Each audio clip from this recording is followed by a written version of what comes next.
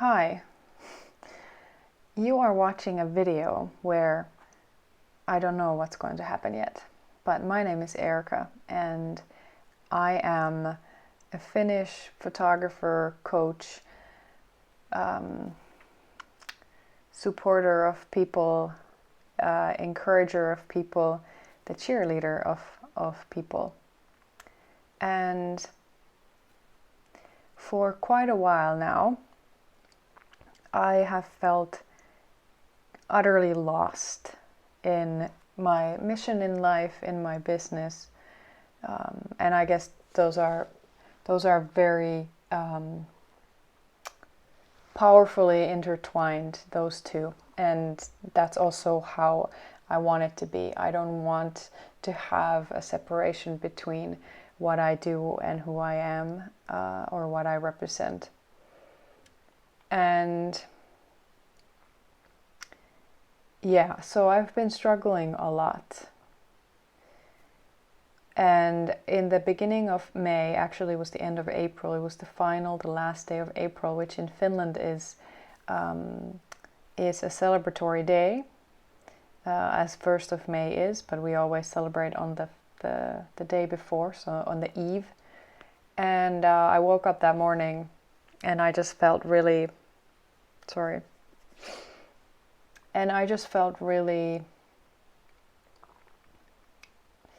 down. I just couldn't get myself to do the things that I would have needed to do, which was to write a newsletter. That was the main thing that was on my list. I had to get that done, and I just couldn't do it. That was the first time ever. I mean, in August it would have been my 100th newsletter that I wrote. So, I'd been writing nearly 90 newsletters and I had never felt like I just didn't feel like it. And that kind of spun me into a weird spiral of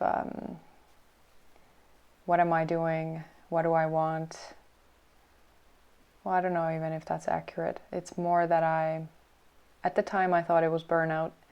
And then the doctor told me that it's more depression than burnout. And so the way I chose to heal myself was to give myself a break.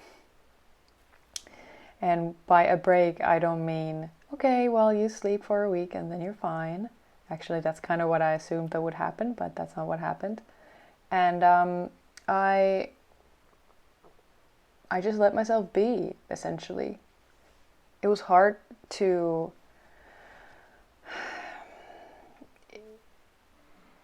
at first to just admit that I'm tired. I was tired as and I just wanted to sleep. So if I had a moment during the day when I felt tired, I would just go take a nap. And I would just allow myself that freedom. Like the first day, I stayed in bed all day. Sleeping, watching movies, sleeping, watching movies, sleeping. And when I woke up, my mind is racing, so I just sometimes am having some trouble picking the right sequel to what I'm saying. Yeah, so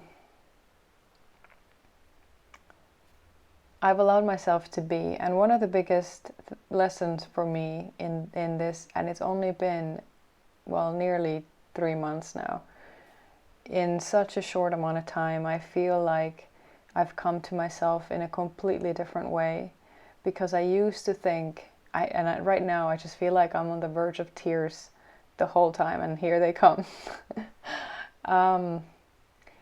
Because I've been an entrepreneur officially now for almost 4 years. And in those 4 years, I've kind of adopted this way of working that I felt is the only right way of being an entrepreneur, being an effective or successful entrepreneur.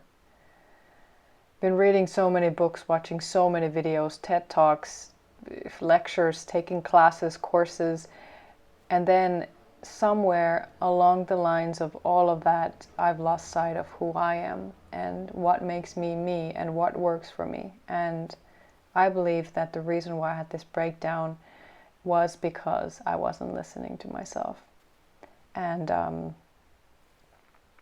so I've allowed myself to just be me. And for a long time, I felt that one of the things, for a long time, my objective in life has been to feel alive. I really want to feel alive. And, well, who doesn't? We're not dead yet, right? And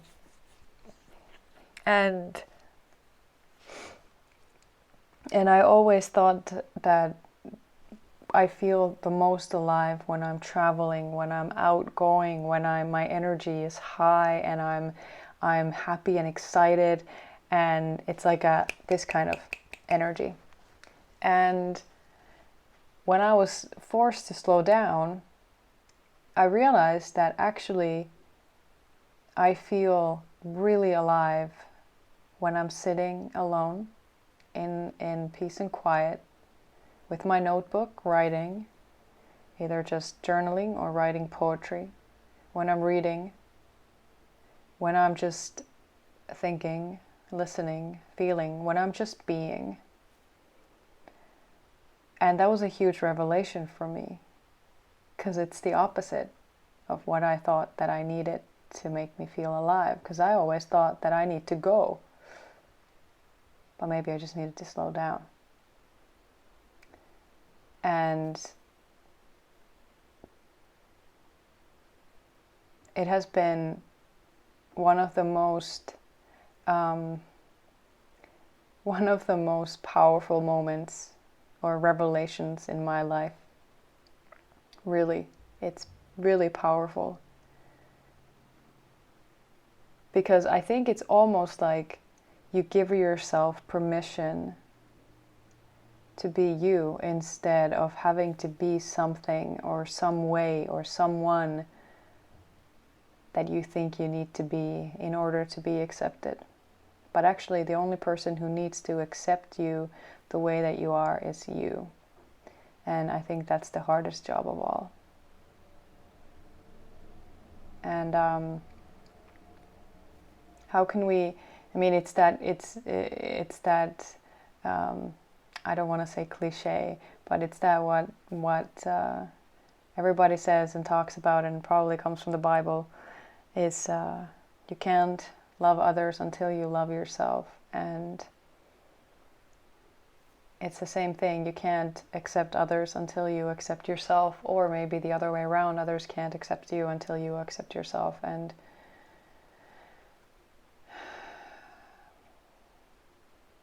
it obviously it's a lifelong process, because we evolve, and hopefully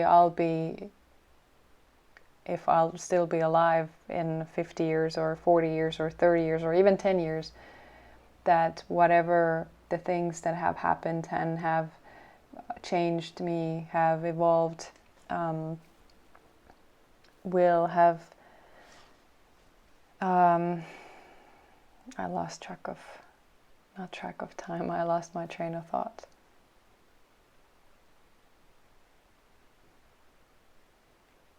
I guess what I was trying to say is that we're going to be changing all the time.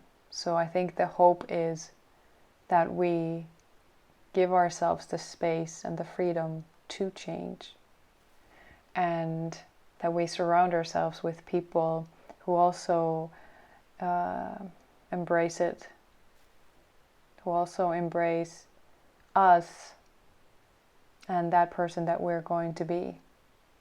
Because the truth is that we're all going to change, and we're all going to turn into something else than what we are right now. Tomorrow is going to be different from today. Today is already different from yesterday, and so on. And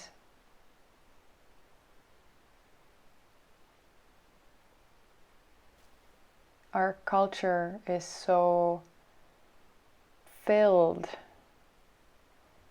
with advice, with tips on how to be better, how to be more beautiful, how to be fitter, how to be smarter, how to be sexier, how to be all of these things. But really,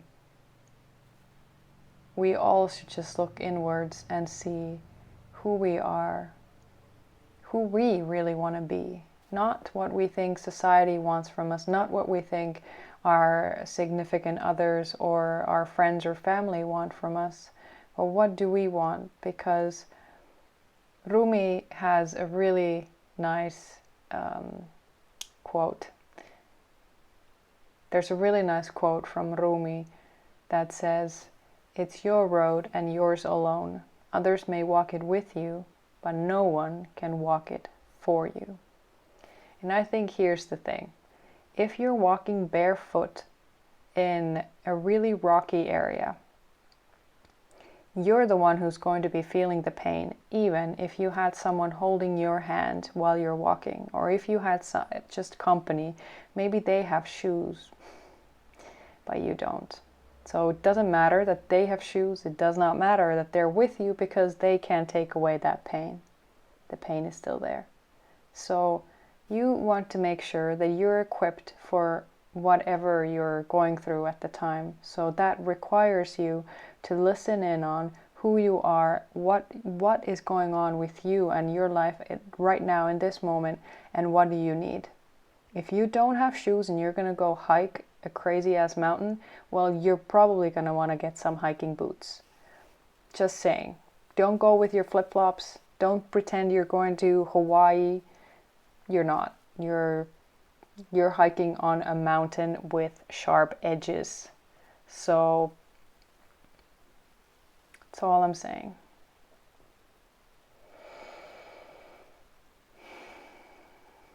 So now I'm going to invite you to take a moment right now with me from your day